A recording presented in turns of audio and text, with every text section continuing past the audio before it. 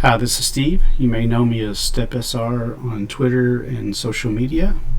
Today I'm going to continue with part 2 of Creator Coding Series, Introduction to MintGarden API.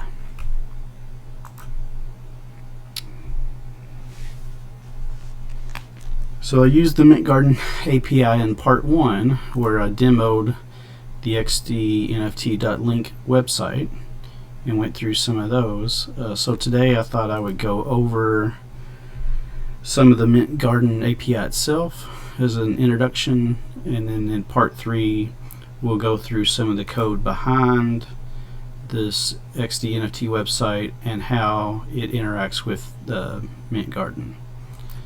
So for part 2, if you want to find the documentation for the MintGarden API, if we go to MintGarden site, you'll find it at the very bottom. There's a link for developers for API, and that launches the documentation for the API. And there's a number of endpoints you can get information for, like events and collections. You can get profiles. You can get details on NFTs. You can do searches. You can find specific information about a specific XCH address, and then most recently he's also added in auctions. And each of these categories, I guess, has a list of different endpoints where you could get a different variety of information returned depending on which one you use. And there are quite a few of these, so I won't go through all of them, but I did want to go through a couple of them today, ones that I have used quite a bit and that I believe are probably useful for the general public. And I guess we'll just start by maybe we'll do an example. Let's show an example of what it would look like for what your results would look like for a specific NFT. So I'm going to start by getting the NFT ID for just a NFT. This one happens to be Chia Friends.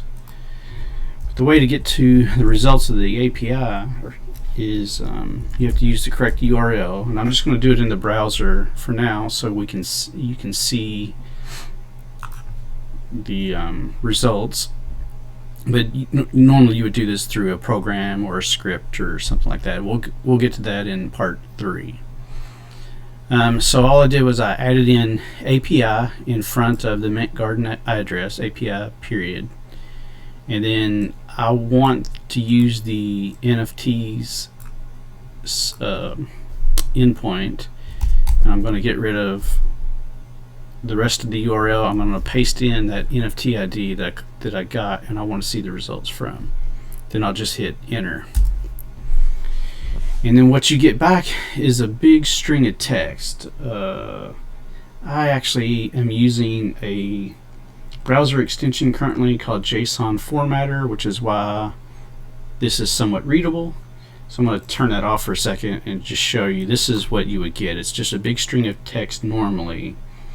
But I would suggest using some type of browser extension to just make this a little easier to read. And so you can see for the NFT, it's returning a lot of information, including the NFT ID itself, what the URLs are for the data, what the hashes are, the thumbnails. This is specific to MintGarden, but the thumbnails that he's using. It's got all the content for the metadata file for the NFT. So what's included in there, the name, format, all the different attributes, the collection information, the description, and then in addition to that metadata file, it's also got information for the license and the edition numbers. And then MintGarden, outside of the details of the NFT,